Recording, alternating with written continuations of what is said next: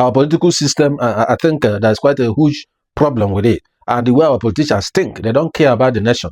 They don't care about the state. They govern, and they don't care about the people. They just care about themselves, what they get, and what goes to their cronies and their masters. That is just what it is. So, because we just have greedy politicians, wicked politicians, heartless politicians that don't care.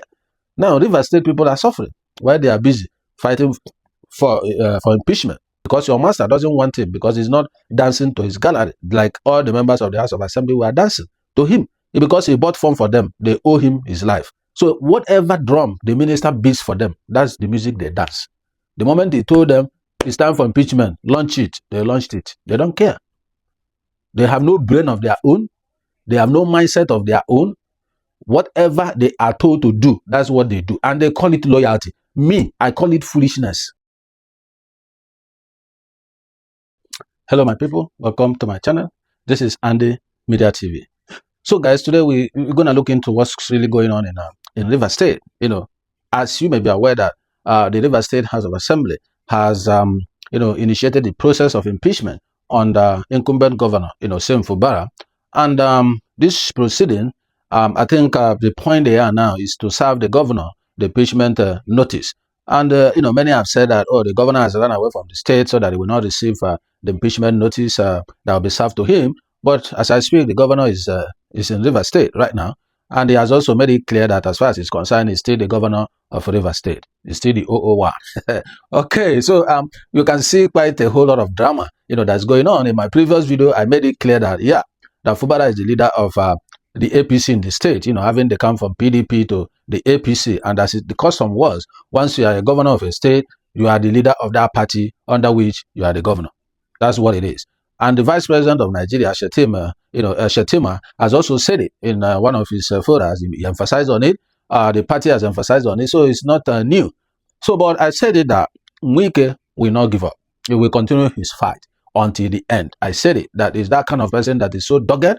Whatever fight he enters in, he's going to fight it, to the end with the last of his blood. And exactly that's what he's doing with Sim Fubara in River State. So impeachment is his last card. So, but for me, like I said in my previous, video, that I think when he initiate the impeachment process, I think the president going to intervene to stop it. I don't know how that's going to play out. I don't know how that's going to work. So no matter what, that's going on in River State, I don't think that they're going to, succeed in doing that. I don't know, but we're going to see how it plays out. So before we discuss further into all the nitty-gritty that's going on in River State, if you are new to my channel, guys, kindly like and share this video, and also subscribe to my channel and put on the notification bell so that when my next new video drop, you'll be among those that will be notified. So the only blessing I get from you is just pressing the subscription button. It's free of charge, and that's it. All right, guys, let's look at what is going on. From the information that we got, we learned that the State High Court has, issued a restraining order, stopping the House of Assembly from serving, Sim Fubara the impeachment notice. And the moment the impeachment notice is signed, is delivered to him. All right, the next thing the state judge is gonna come in, they're gonna open up investigation and stuff like that.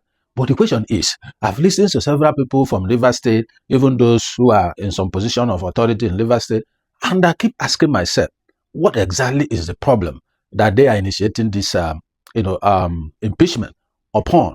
First, they made a mention of that the governor has refused to submit supplementary budget. And the question is, what supplementary budget for what? Recall that when this hulabala, going on between Nyesom Nwike and the governor, when he heated the polity, the president has to issue, a state of emergency to calm down the situation. And the governor was suspended, including the members of the House of Assembly. And the state administrator was appointed, to take, charge of the affairs of the state. And they told them that whatever the House of Assembly is supposed to do will now be done by the National Assembly in Abuja. And the president will also give, assent to that or something of that nature. So at the end of the day, what happened? When the state administrator, the sole administrator came on board, he did a new budget, right, for the state. And that budget was passed by the National Assembly, and it was assented to, and they were implementing that budget for the 6 months it was there. So when Sim Fubara came back, he continued from where the sole administrator stopped in the budget to round off the year 2025. And don't forget that the governor assumed office in September, I think mid-September, something like that. And then they just have, October, November, and December, just basically 3 months to round off 2025. So it was implementing the state budget that was approved by the National Assembly for the state, because there was no House of Assembly at that time. And then, from what we gathered, they said that the House of Assembly were more or less not fully captured in that budget, as the case may be. So they were left out in that budget. So let's put it simply that there's no budget to run the House of Assembly, basically. Whose fault is that? Is it the governor's fault? No. Whose fault? The sole administrator. The question, did he forget that by September, both the governor and the House of Assembly going to resume operation? Did he forget that he did not include the House of Assembly in that budget? But according to what I also gathered, that based on the discussion that took place, when the suspension was, still on, that the governor agreed that going to submit supplementary budget for the, state House of Assembly and stuff like that. But he didn't do that. So basically, the fight is not about the state. The fight is not about the people. The fight between the House of Assembly and the governor is because of that supplementary budget issue. The governor was like telling them that this is already November and we just have 1 month to, for the year to end. And we will now, present 2026 budget and we start off from there. You guys will be fully, captured. But they didn't hear to that. So that is why they are saying that he did not submit supplementary budget. Who are the people in the supplementary budget? It's the House. Do they deserve to be paid? Why not? They deserve the entitlement. But if there is a conversation and the governor is telling them, since the year is almost gone, let's roll over this thing to 2026 budget and probably have a way of taking care of them. Don't forget that a security vote, which is under the prerogative of the governor. It doesn't account for that money. So maybe from there you can be able to give them something to keep running the assembly and what have you. I don't know. But there are many windows, right, for him to raise, fund to be able to support them, for them to close out for the remaining 1 month of the year, and then a new budget can, kickstart, which makes some sense, But it's government money, so nobody cares. Just put in the budget, whether it remains 24 hours for that year to end, who will grab the money. It is what it is. I also learned that, one of the, I think the special advisor speaking the other day, was kind of, saying that about 350 million was given to each member of the House of Assembly for their constituency project. The question is, who is monitoring that, right? Where is the money? What have they done with it in their constituency? That's the question they need to also answer. Because when you are trying to say that governor did not do this, you are impeaching the governor. The question is, who is holding the House of Assembly accountable? Where is the Auditor General? Where is the office of the Auditor General? There is State Auditor General, who's supposed to audit the House of Assembly as well. So, because this checks and balances issue is not about House of Assembly doing oversight on the governor. There must be somebody doing oversight on the House of Assembly, which I think the Auditor General is supposed to be, the agency of government is supposed to do all of that. So now, the fight between them is their own money. They are fighting for themselves. They are not fighting for the state. And somebody asked, the impeachment they are doing, they want to impeach the governor and the deputy governor. Somebody asked, what is the offense of the deputy governor? Remember, deputy governor takes directive from the state governor, right? Except if there is anything statutorily meant for the state governor that is in the constitution. That's what he can do without the influence of the governor. So the question now is, another plot I've seen in this thing is that if they succeed in impeaching the governor and the deputy, you remember, it is the speaker that will be sworn in as the acting governor, right? They will swear in the speaker. So the speaker too is also pushing for him to become governor. It is what it is. No matter how you look at it, it is what it is. When the governor is off, the deputy is off, the speaker is the third citizen. He takes over. And when he takes over, he becomes the governor. He consolidates power. And they swear in somebody else as the speaker. You can see that. So all these things are game. But the worry that I have in this whole thing is that I'm looking at Nigerian political system. The way it is structured is something that is not going to make the country to progress. That's the honest truth. Now, how can an elected officer be loyal to an unelected officer? Be accountable to an unelected officer? They are not accountable to the state, to the citizens of the state. They are only accountable to the Minister of FCT Nyesom Nwike. What he tells them is what they do. All right? They don't think about the people. They only think about what their master tells them to do.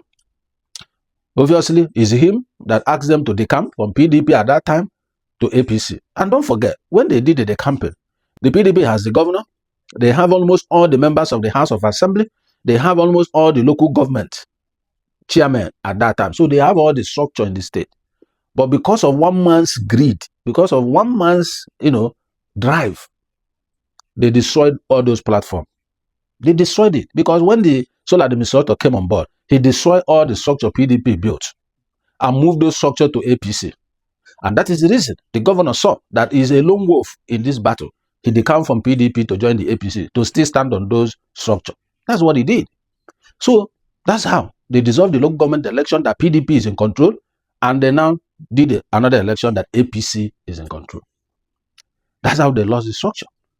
And now, when the man they come and was saying it's 001, it's not a follow corner, I think that thing angered, the minister, and he came back to River State. He spent almost a week moving from one place to another, doing politicking, trying to draw people to his side and stuff like that. And I can see a drowning man, because the move Fubara did was about to amputate him from River State politics, definitely. And that's why he's fighting, because when somebody is drowning, even if you see crocodile, you're going to grab it. He doesn't care again, whatever it is. He just wants to survive. That's exactly what is happening. And look at Nwike's strategy. He came and was telling the vast people, there's no more PDP, there's no more APC, that what they now have is a renewed home family, the new hope family. On the day of ballot, will there be a ballot paper with the name Renewed Hope Family? No, it's going to be party with the logo. It's going to be party with the logo. And there will not be any logo on that form that will show Renewed Hope Family. There won't be any party like that. So he saw he has lost, grounds, because he's still in PDP. He has not officially come to APC. So in PDP that he is structureless, is problematic. So there's nothing working there. So the APC now, he has seen that he's not yet a member of the APC. And that is why when he was attacking, one APC stalwart, the man told him, you are not a member of the party, so you have no say here. Right? So when you look at the politician, he's not trying to downplay, the capability of political parties to now tell them there's no more party, it is a Renewed Hope Family. And I was surprised to see a local government chairman talking on, TV the other day that they now have Renewed Hope, that Nwike is the leader. I don't get it. He was, kind of alleging a lot of stuff that Fubara has never called a meeting of the stakeholders, and stuff like that. And he was saying that he thought it's Nwike that's supposed to call the meeting, and so if Nwike is calling the meeting, who is now the leader? My dear, on record and on paper, the governor is the leader of the party. Whether he's playing that role or not is a different issue altogether. And they can delegate that role to whoever he wants to organize that meeting, and they will attend. So he has the capacity to delegate, and that's what it is. So the issue remains that nobody has ever sat down to call the Minister of FCT to query him.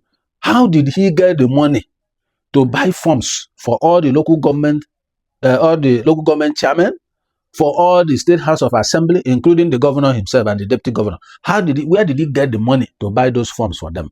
Nobody has ever questioned that. Remember how much they sold forms at that time? Close to 100 million for governors and all that. I think presidential was like 100 million or so. And then governor was close to.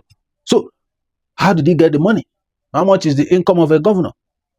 So nobody has queried him. EFCC has not queried him. And that is why these people felt that they owe him their lives. Because they are not loyal to the governor. They are loyal to a minister who is in Abuja. And they are not loyal to the governor who is with them. That is the point. So whatever drum the minister beats for them, that's the music they dance. The moment he told them it's time for impeachment, launch it, they launched it. They don't care. They have no brain of their own. They have no mindset of their own. Whatever they are told to do, that's what they do. And they call it loyalty. Me, I call it foolishness. Oh yes. I'll be loyal to you as far as you are asking me to do the right things. But the moment you are trying to use me to do what is wrong, I will not be loyal to you. It's as simple as that. Because I cannot be involved in something that is bad, that will tarnish my integrity, that will tarnish my credibility, my image, my character, and my family name. I will not be party to it. That's exactly what these people are doing. They call foolishness loyalty. That's what I see. Because the speaker, you have the phone number of the governor, you know where the governor lives, you know everything. You can as well visit the governor, and you people will discuss. Just like National Assembly and President Tinubu always discuss. The Senate President and Tinubu, they always discuss. Before even Mr. President send things to them, they have already had their meeting behind the scene. Nobody knows. And don't forget, President has the liaison officer that coordinates his affairs with the National Assembly. He has somebody in Senate, he has somebody in Reps that works with him. All right? So the governor can also have somebody like that who coordinates his affairs with the House of Assembly. So they can discuss this matter and agree on what they can do. For the governor telling them that The year is almost gone, just a month to be gone. Why not we manage the remaining, weeks of the year, and then in 2026 budget we can build for you guys all this plus the areas, and it's possible instead of submitting a fresh, supplementary budget and order when there is just 2 months or 3 months left for the year to finish. It makes some sense for somebody that really wants the state to progress.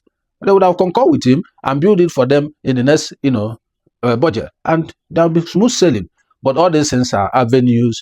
They are looking for something to hold on to be able to say they are impeaching the governor, because all these things are the conversation they have had with the FCT minister. They frequent Abuja. Those people in the House of Assembly, they frequent Abuja to see the minister. And minister visits Port Harcourt. They have meetings. So it's not about the state. The fight is about control. It's about who controls the finances. So I'll be surprised if Mr. President will close his eyes and the House will impeach the governor for flimsy excuses. They said he demolished the House of Assembly and whatever. What sort of stuff they were reading on that day? It's a long something that, but we already know it's not about whether the governor did this or did that. It's all about what their master told them to do. That is what it is. So how can somebody be beating his chest and be telling a sitting governor that he will not have second tenure? So you can see the kind of politics we are running. And the same week, I've watched series of his videos talking about Godfatherism will not work in River State. Yeah, it is not possible. It will not work in River State. And the same person is doing Godfatherism. And he knows it will not work in River State. He fell out with Amaechi, who has been the one carrying him on his shoulder, making him local government chairman, making him chief of staff, and so on, even nominated him to become Minister of State for Education in Abuja at that time. How did he pay Amaechi back? And he's calling Fubara an ingrate. How did he pay Amaechi back? They said what you sow is what you reap. He treated Amaechi with disdain. And we saw videos on how Jonathan's wife, Patience Jonathan, held his hand and brought him to Peter Odele's place at that time. Today, how is he treating Peter Odele? Dr. Peter Odele, how is he treating him? So when you cross a bridge, you burn the bridge, you cross another one, you burn the bridge, and you think you can never come back on that bridge. That's exactly what he did. And today, Fubara is a quiet person, and they want to take his quietness for granted. But I know how people like him behave. The moment he's ready for action, nobody can stop him as it is. So I don't know how this whole thing gonna play out. As far as I'm concerned, the House of Assembly has the right to hold the governor accountable for whatever he does. His budget, how he spends the budget, and what have you. They have right to do their job. But I'm saying clearly that what they are doing today is not about them doing their job. It's about them doing what their master, the minister of FCT, told them to do. That's just what it is. It's as simple as that. And everybody knows that. This guy was out for 6 months. He just came back in September. So what happened between September and December and January 2026? Just less than 4 months. So what has happened in less than 4 months? When he demolished the House of Assembly at that time, what did they do? Why didn't they impeach him at that time? Until now. So when you look at it, when a witch cries in the night and the child dies in the morning, we already know that it's the witch that cried in the night that, took out the child. That's what it is. The kind of politics they are playing in River State, wasting people's time, because the time they are using to do all this impeachment, the governor is doing this, at the end of the day, the state suffers. And they are spending money lobbying, wooing people to come their side. This one will wooing this one to come their side. They are spending money. And these monies are resources of the state, obviously. So I don't think it's something that endure him, let him finish his first tenure. By second tenure, then we know how far. But distracting him now when he just have less than 2 years to round off, this first 4 years, then it's a problem. That's why I look at it. So if the governor did not follow the constitution, they should hold him accountable. But I don't think that is the main issue, why they are doing what they are doing. I think they are doing what they are doing because they are told to do that. And it's unfortunate when you see elderly people who cannot take decisions for themselves, who cannot stand by the truth and do what is right. Then I don't know where we are going. And they call themselves politicians. They call themselves honorable members. How honorable are they? That is the point. So the budget, the sole administrator did, all the billions he did that time, where are they? Did they hold the sole administrator accountable for the 6 months he spent? So who is going to hold him accountable? I think it should be the National Assembly, right? Because they are the ones that was the house for him at that time. So all the money he spent for that 6 months, because I heard it was the one that gave the House of Assembly 350 million each as constituency project and bought them SUVs. I think is the man was mentioning the the make. I think is this Range Rover 2025 each of them. So who is to hold him accountable for that kind of extravagant spending? And all those things are motivation for them to prepare for Fubara's impeachment when it resumes. That's just what it is. So I don't know, but our political system, I think there's quite a huge problem with it. And the way our politicians think, they don't care about the nation. They don't care about the state. They govern, and they don't care about the people. They just care about themselves, what they get, and what goes to their cronies and their masters. That is just what it is. So that is why when you look at so many African countries running democracy, most of them don't make progress. Just few, like Ghana, and I don't know any other, state country, that is making progress in democracy because we just have greedy politicians, wicked politicians, heartless politicians that don't care. Now, River State people are suffering while they are busy fighting for impeachment, and many River people say they stand with the governor. So why are you impeaching the governor that the people want? That is the question.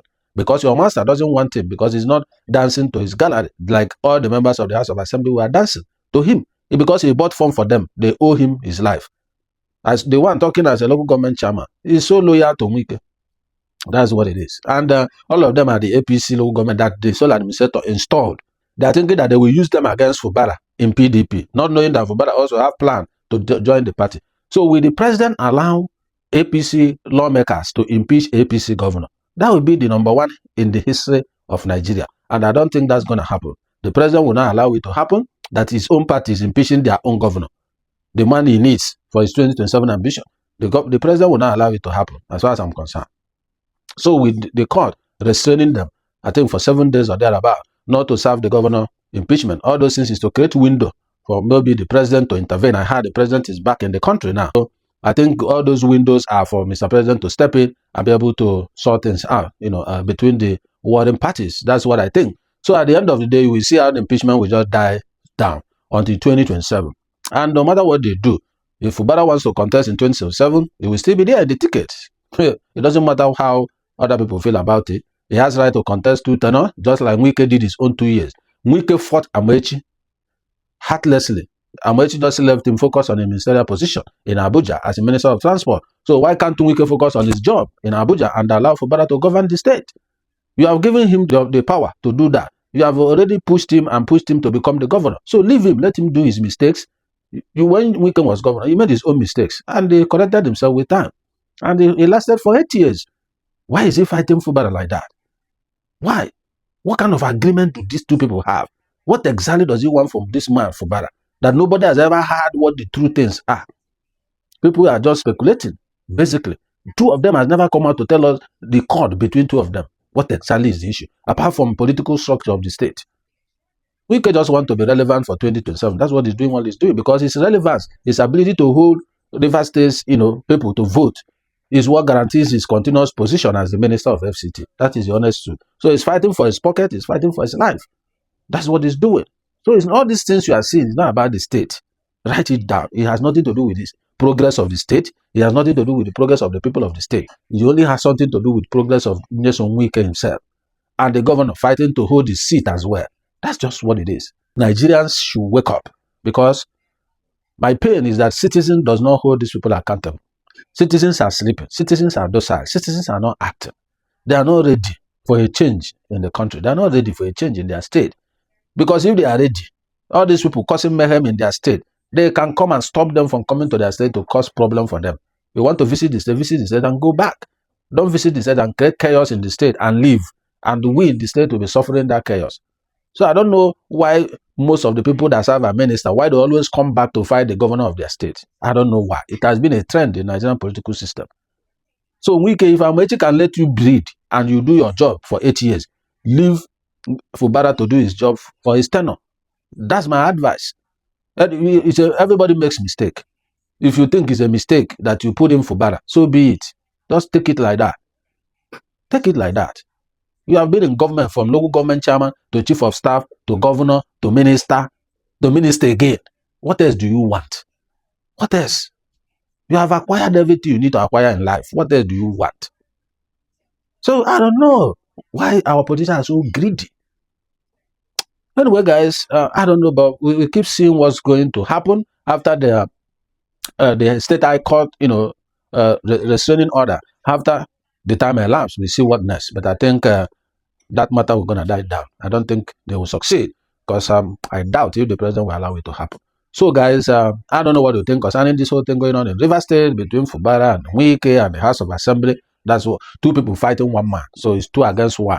That's what it is. So we'll see how the fight ends up. It's kind of WrestleMania 2026 has started in River State already. So, guys, let's watch and see how the whole thing plays out. But I think Fubara should be more smarter than what is happening. Just do your governance codedly. You don't need to come and be speaking and exchanging words or saying things that will hit the minister here and there. Just stay quiet, do your job codedly, and that's it. So that's what I think I will do if I'm in that shoes. There's no way or time fighting one another. So, guys, whatever you think, put it down in the comment section. And then if you are new to my channel, please kindly like and share this video, and also subscribe to my channel and press the notification bell so that when my next video drop, you'll be among those that will be notified. I will see you in my next video. Thank you for watching. And I'm signing out. See ya.